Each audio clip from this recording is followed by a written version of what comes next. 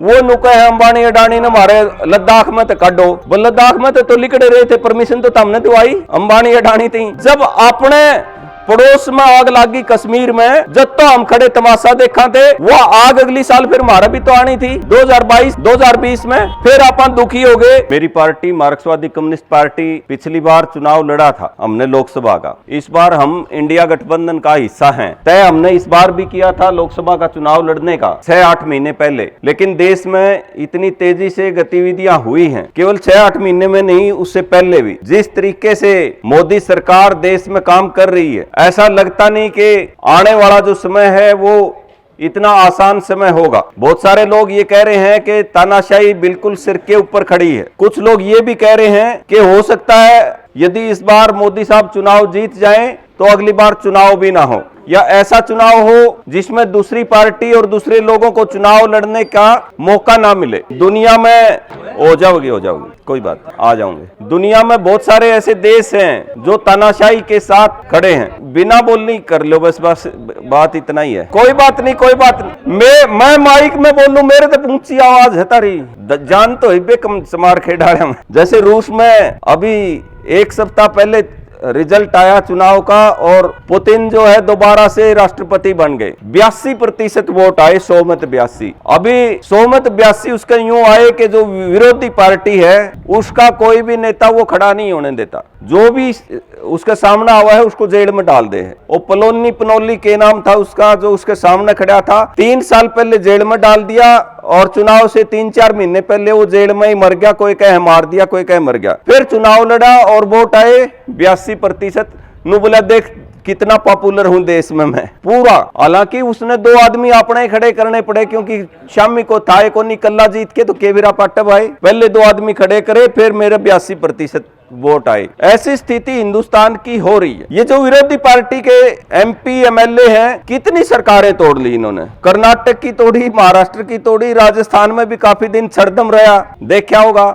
अरुणाचल प्रदेश में इन्होंने राष्ट्रपति शासन ही लगा दिया। जो इनकी पार्टी में आ गया तो ठीक से, नहीं आया तो उसको मुकदमा दर्ज करा और अंदर डाल दिया। 2 तो मुख्यमंत्री अभी भी जेल में डाले, थोड़े दिन पहले चुनाव की घोषणा होने के बाद ही डाला। एक तो हेमंत सोरेन गया और केजरीवाल अंदर गया। ये जो तमाम परिस्थिति है उसमें मार्क्सवादी कम्युनिस्ट पार्टी ने ये तय करा कि हम चुनाव में अपना उम्मीदवार खड़ा नहीं करेंगे, क्योंकि 50-40 हजार वोट का भी यदि बंटवारा होता है तो वो फिर मोदी साहब के हक में जाएगा। इसलिए हमने उम्मीदवार खड़ा नहीं करा। पिछली बार हिसार से चुनाव लड़े थे केवल 1 ही सीट पर, हरियाणा में। इस बार हमने ये जरूर तय करा कि हम उम्मीदवार खड़ा नहीं करेंगे, लेकिन इसका मतलब ये नहीं है कि हम चुनाव नहीं लड़ेंगे। तय ये करा कि 10 के 10 हलकों में हम चुनाव लड़ेंगे। और मेरे ख्याल में पिछले 1 महीने में हिसार का शायद ही कोई ऐसा गांव रहा होगा जिसमें हमारी पार्टी ये लाल झंडा लेके किसी गांव में ना गई हो और जलसा करके ये ना कहा हो कि आगे से एक बार मुकाबला करना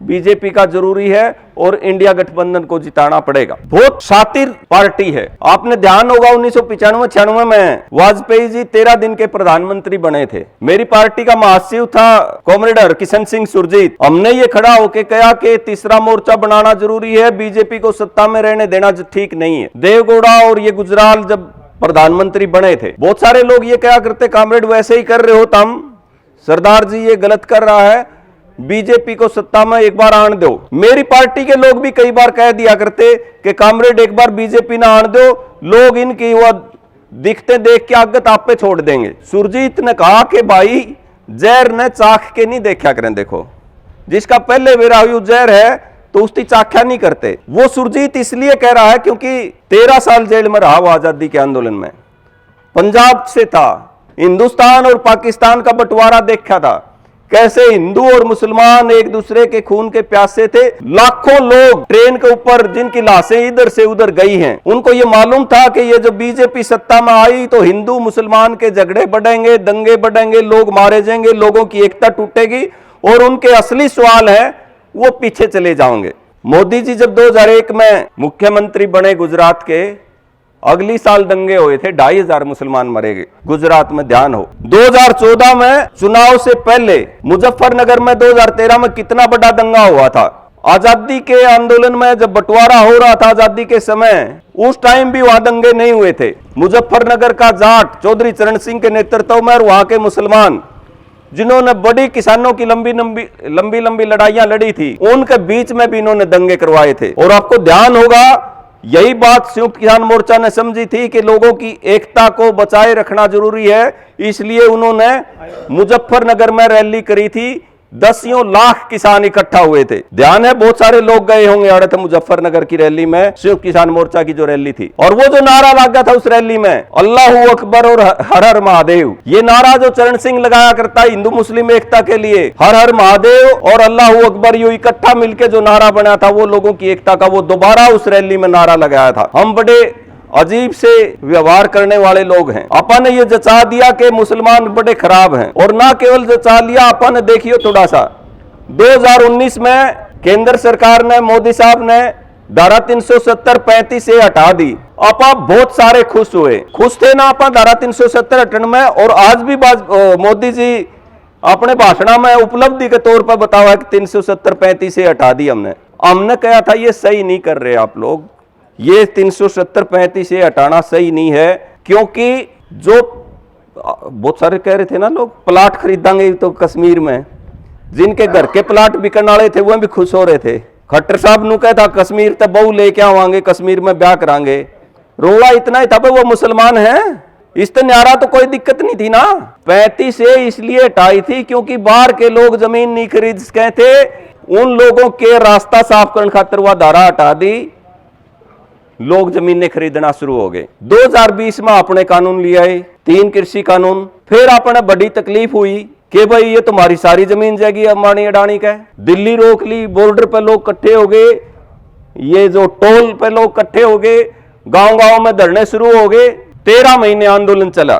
जब कश्मीर में वो अंबानी अडानी खातर जमीन के कागज बदले थे, भाई कोई भी इसको खरीद सके था, तो आप खुश थे।